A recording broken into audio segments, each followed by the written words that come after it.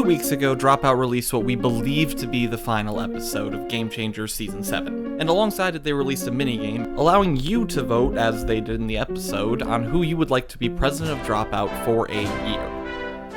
Honorary president, but president. And while people began to talk about this online, one Reddit user actually found what appeared to be just an Easter egg in the game. You see, if you input Elaine Carroll into the write-in option on the website, it actually automatically swaps her photo and name out for Brennan's. Funny little joke, right? Wrong. Because as more people tried this out, the percentage bar naturally rose, and it revealed what appears to be a QR code.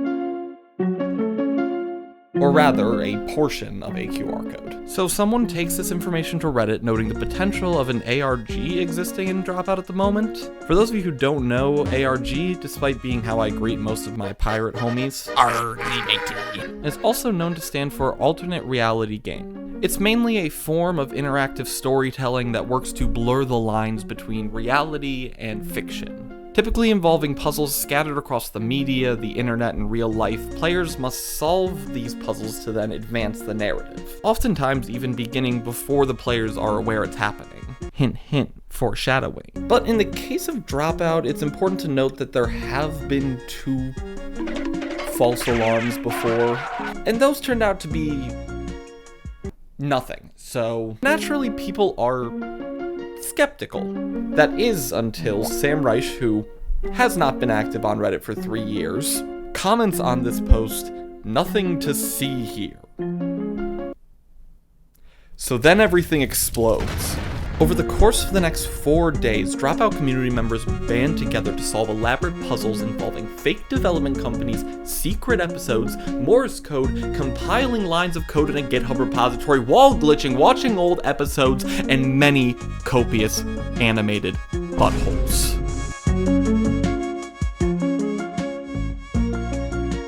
Let's begin by checking out the website minigames.dropout.tv. Now, she's serving 2012 Flash game Eleganza Extravaganza if I've ever seen it. Sorry, I've been watching a lot of Drag Race lately. Now, if you were unaware, over the last 2 seasons, Dropout has been releasing minigames alongside some episodes of Game Changer. We can actually trace this all the way back to Season 6, Episode 7, Beat the Buzzer, corresponding to this challenge that Erica had to do in the episode.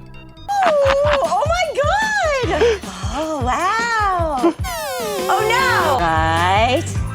Right. Oh wait, what? No! Who programmed this? Who programmed this indeed, Erica? Well, if you do a little boop boop boop boop boop boop boop boop boop computer enhance action on the web page here, you can see at the bottom that the company who made it is 1S Studios. So we have a name, but even further than that, we have a link. However, when you click on it, instead of getting the normal company page that you would expect for a company, you get their LinkedIn profile instead. LinkedIn in the link for today. And another weird thing about this page is that it looks fake as hell. They've only made like several posts in the time they've been up, and none of them really talking about what they actually do. But the very first post they made was an ad basically for LinkedIn Learning. I'm sorry, did someone say the sponsor from the Jacob Wysocki episode? You want me to call your office today? Sure, but that's not a phone number. Okay, so while none of these are actually clues, there is one post that at least has an actionable item. And that's the one that says to find 1S Studios elsewhere on the internet. But in actuality, there's only one place to find them elsewhere on the internet, and that's on their linked pages where their GitHub repository is. Now, going through the link to the GitHub page, we'll see a lot of files, most of which are entirely unimportant to us. There is, however, one line in particular that stands out, and that's the existence of the website minigames.dropout.tv/VIP. However, attempting to go to this website just gets you stopped by the credentials screen. Well, shit, how are we gonna get into... Oh, okay. Forgot your password? Email support@1sstudios to reset your password. Please include password reset in your username in the subject line. Now this next particular part, I don't think this was how it was supposed to be solved, but this was the only way that I was able to find it being solved in my research. And that way is this. If you go back to the Crack the CAPTCHA game on the original Dropout Minigames website, you can right-click Inspect and go into the source code. But if you dig deep enough into the source code, you can eventually find a username that appears to be BleemD20DM. Whoever the hell that is.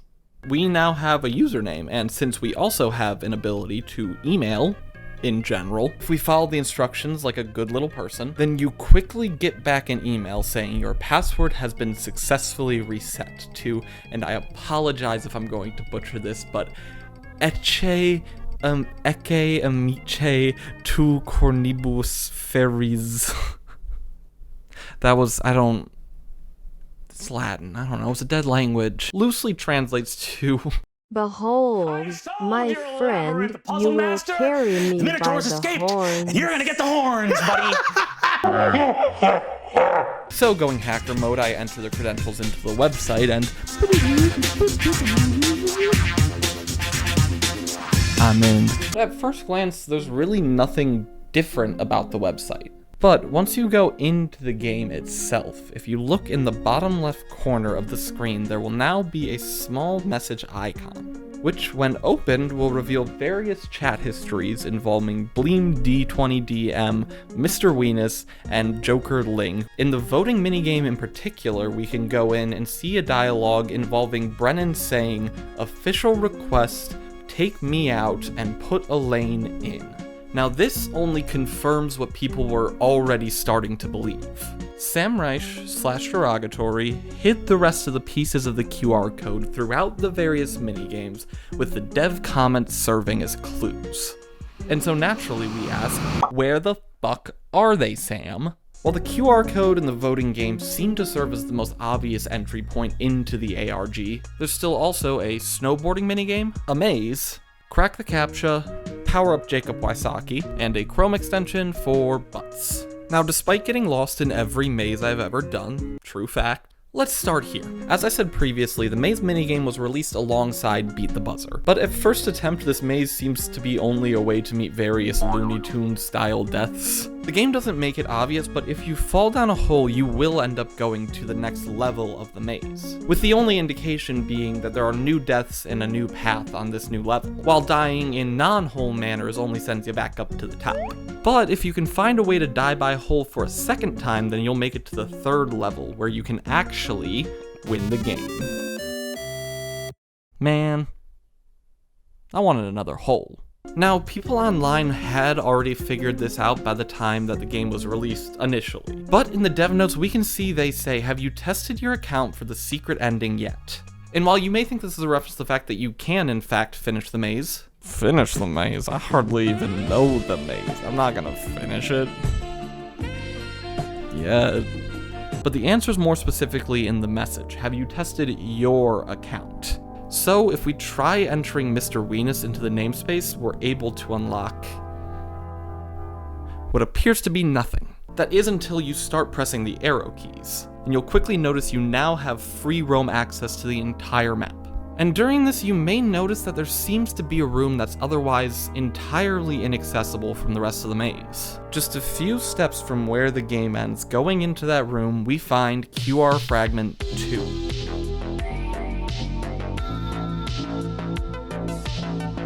So that is 2 down out of... How many do we need of these? That's exactly the next question we're going to try and answer. And we'll find the answer in Crack the CAPTCHA.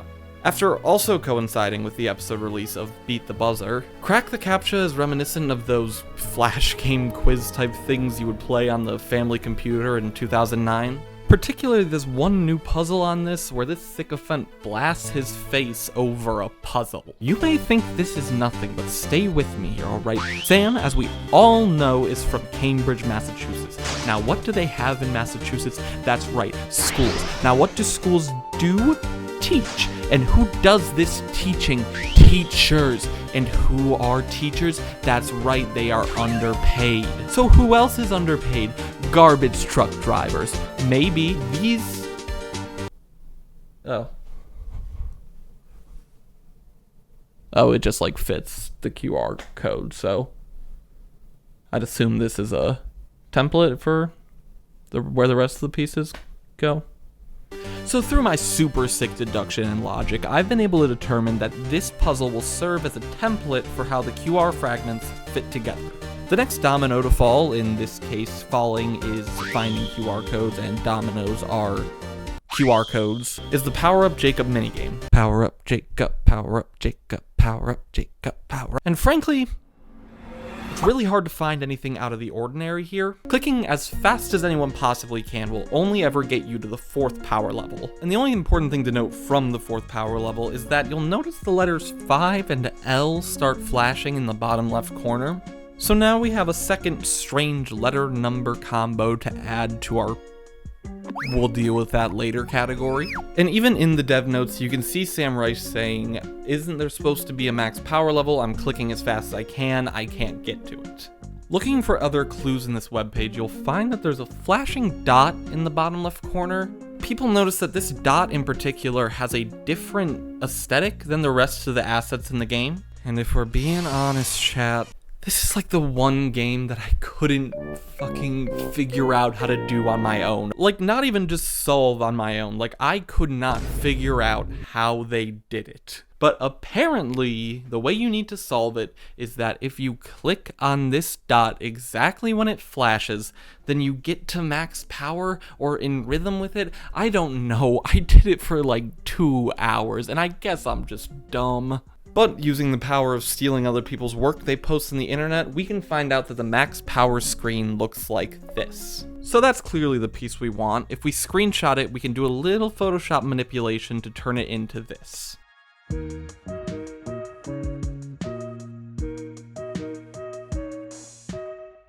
So that's 3 down, and now we know 3 more to go. Next, we're on to the snowboarding game, which was first introduced to us in the Olympics Season 7, Episode 2. It's the snowboarding portion of our competition. We whipped up a little video game for you to play. How does one score points exactly? Well, in the spirit of Game Changer, you'll have to play to find out.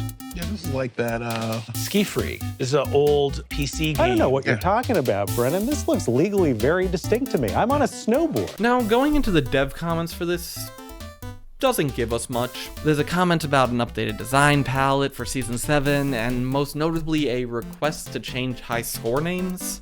Now, looking at the high score names, the only one that actually stands out is MM with a score of 73. Once again, number, letter. We're gonna pocket it away for later. I promise we'll get back to it. But I'm not here for letters, alright? I'm here for QR codes. But that turns out to be unfortunate because, it's really freaking hard also, guys. No one else on Reddit could get this for a while. This was like the last one that got solved. The number of times that I was just dead on impact, full bleem in it, was astounding, alright? And aside from all that, where the fuck in this is the QR code, okay? Even aside from that, the game has put in safeguards to stop you from going too far out of bounds. If you go too far to the left, then Pogo the Clown, will come out and eat you. If you go to the right, then he will also eat you. Go too far down, you guessed it, buddy, you're getting munched and crunched.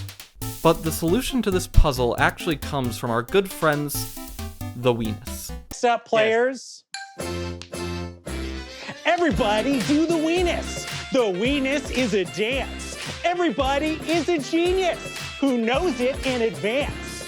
Everybody do the Weenus. The Weenus is a dance. Everybody is a genius who knows it in advance. Oh, Kevin.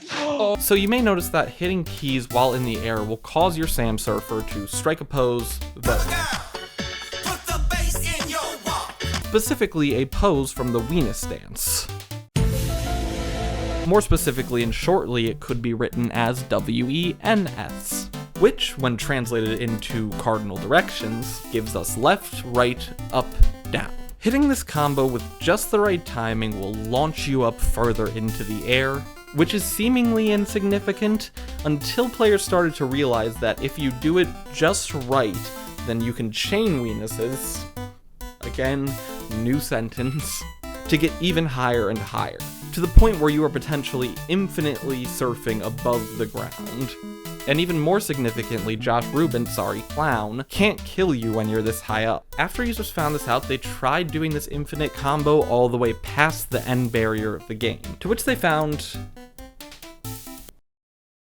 nothing. So this infinite combo idea initially kind of just seems fruitless. Okay, so back to the drawing board. What more hints do we have? In the season finale of season 7, after Vic wins, they decide to follow through on their campaign promise, and we get this.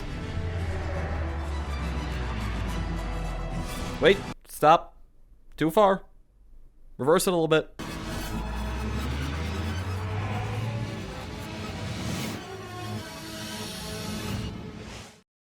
On this frame from it, you can see that there's a section from the snowboarding minigame included in it. Zoomed in on one area in particular of the graveyard. So, users end up searching this area high and low trying to find this exact one to no avail, always either dying by rock or by clown. But they discovered that if you now use the infinite weenus powers we discovered, start it to the left or the right so you're over the graveyard, and after flying for a while, blink and you'll miss it, and you'll see this.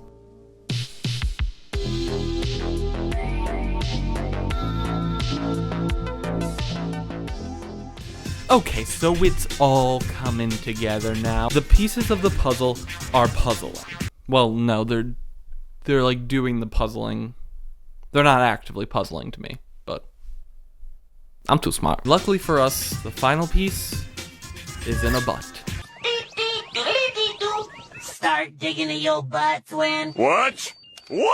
Clicking on the butt game in the minigame page will only take you to a Chrome extension page. Now, this isn't a game, but we do still have developer notes to look at. Specifically focusing in on the comment where Brennan says, "I think Season 7 is the right call, it's getting a little close to launch to change where they are." However, the Buttling Buddy is not only on Season 7. Any video you select on Dropout, if you have the Buttling Buddies installed, is going to have this guy watching at you. And if you're thinking he looks lonely, he needs friends, I got good news. You can notice here in this moment in Season 7, Episode 1, during 1 year later when the Jacob Wysocki parody CD video is playing, during the part where the phone number comes up, we actually earn another butt. And this little guy just hangs out now with his friend. Or lover? If you're also asking why during the specific portion in 1 year later, good on ya, we'll get to it later. But in total, throughout Season 7, there are 5 animated butts hidden. And only once you've unlocked all 5, if you go back to the minigame webpage, you will see this.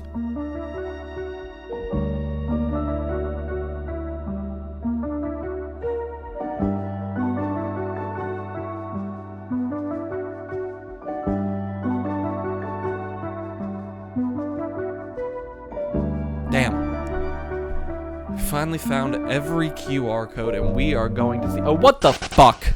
While the QR code right now is technically scannable, we are also clearly missing a chunk. So revisiting the captcha game, there's a different minigame that I didn't go over but wanted to return to. No, not that one. Even though it is true. But in the game, it's basically a parody of Simon Says. However, if you listen in, the game tones sound surprisingly similar to a number pad.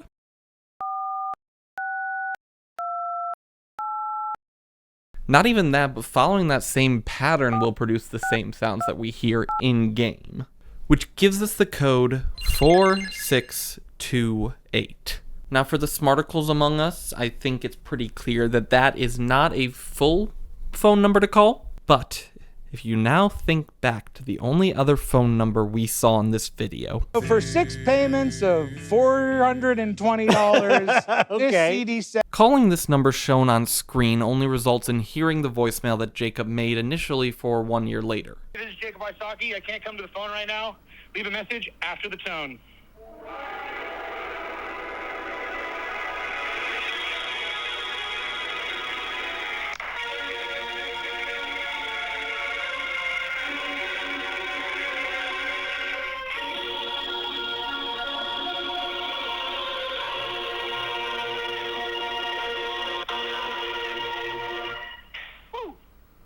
The voicemail box is full. However, staying around just a little bit longer, we get to hear this. If you know your party's extension, you may dial it at any time. Entering 4628 into the extension, we hear this. You have reached the voice mailbox of A. Please log in to complete your voicemail setup. Now, if you try to use this username with the reset password method from earlier, it's going to come back as invalid. So, what's the significance? Before we can answer that, there was one number that I actually didn't come back to, and that was the extension on the LinkedIn page. So, if you redial the Jacob parody CD, wait till the extension and input 1700, you end up getting this. You have 3 new messages. First message. Hey gang, a little bit of urgent bad news. Sam spotted elote street corn on the site. So if possible, let's take that down immediately. I want it sort of to disappear before he can do any more snooping around on it. And sincere apologies, because I know we put a lot of work into that. Thank you. Next message. Hey team, I need you to revoke the admin status of BLEEM_D20DM. I pinned you about this on Slack as well. And just a reminder, who is the CEO of this company? Spoiler alert, it's me, lest you be confused about whose instructions to follow. Thank you much. Next message. The following message has been flagged as spam.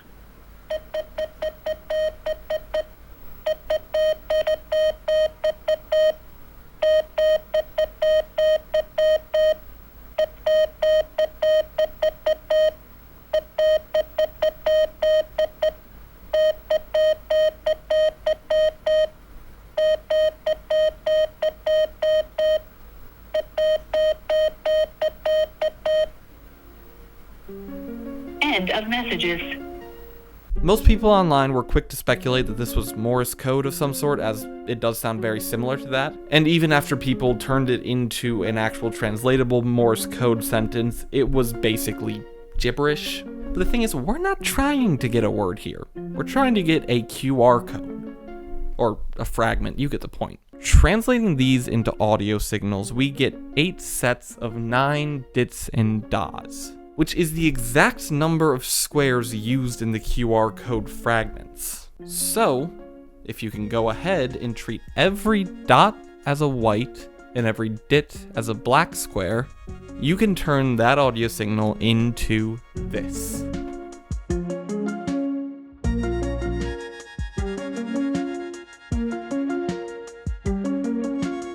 Alright guys, this is the moment of truth. It's time to see what all our work has been for.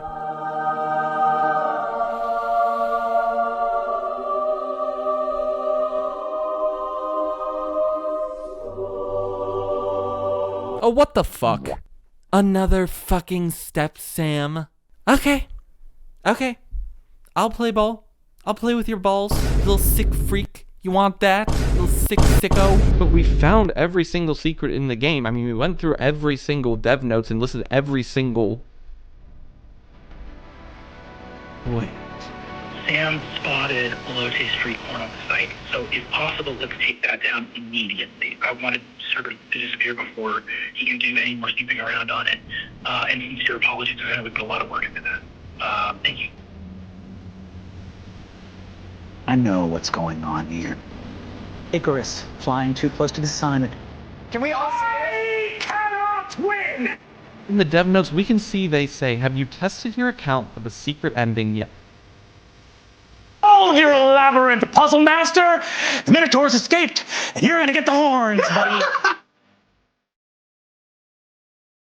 As my grandma used to say, all info points towards corn. Going to the VIP page we previously accessed, and you can look at the naming conventions of all the other games. Eventually, you might try elote street corn.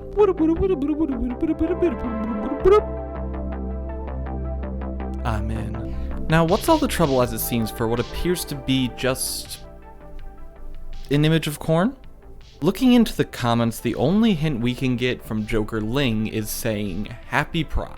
Appreciate your enthusiasm, Joker, but what are you trying to tell us here? Much like a developing infant, the first things that I decided to notice about this are the shapes and the colors. Is it another QR code hidden in here? No. Dumbass. But if you look closely, it is a grid. Gritty. I don't want to have to make you watch this. Hit the gritty. I don't want to have to make you watch this. All right, man. And you know what else has 7?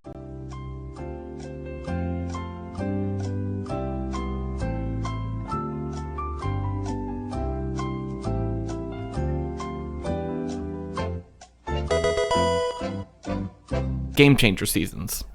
So, going big brain mode, we can treat each row as a season, and if we treat each column as an episode number, we get this.